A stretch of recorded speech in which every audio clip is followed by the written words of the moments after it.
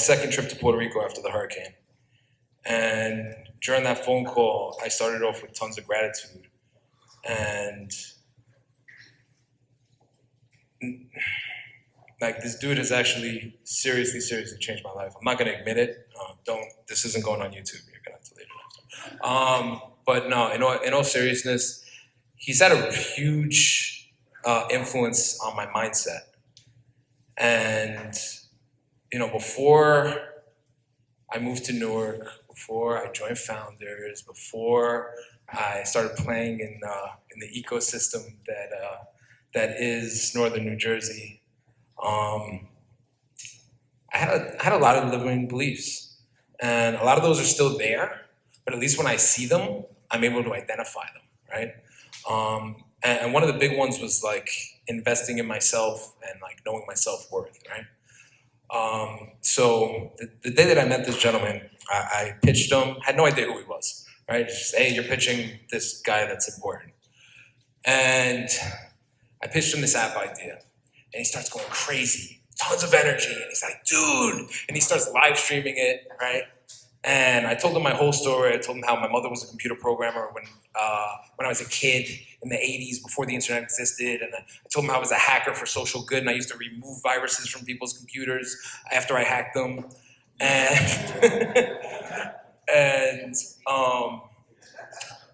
and he really just believed in my potential, right? And that's something that you spoke on too, John, was like, other people can see things in you that you don't see in yourself, right? And all this, like tons of people in a room, people who've traveled all across the world, it's the result of other people believing in me, right?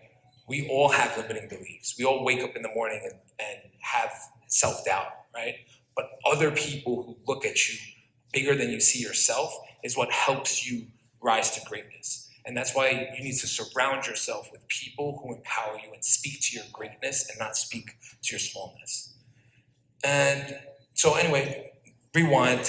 I'm pitching this idea, and we finish the pitch. It goes great.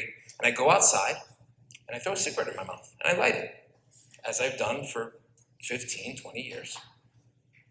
And the guys come outside, and they look at me, and they're like, bro, what are you doing? You have too much to live for. And listen, I had tried to quit smoking cigarettes tons of times.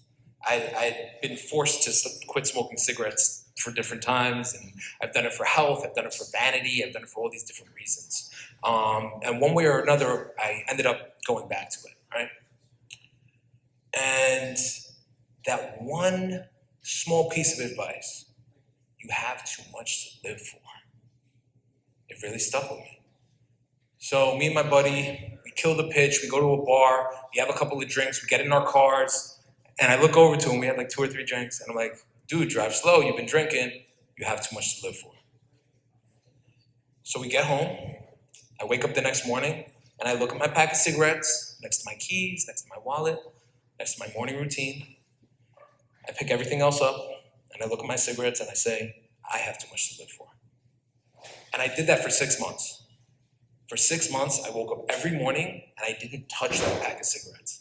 I didn't throw it out, I didn't move it, I didn't put it in a drawer. I stared it right in its face and I said, I have too much to live for.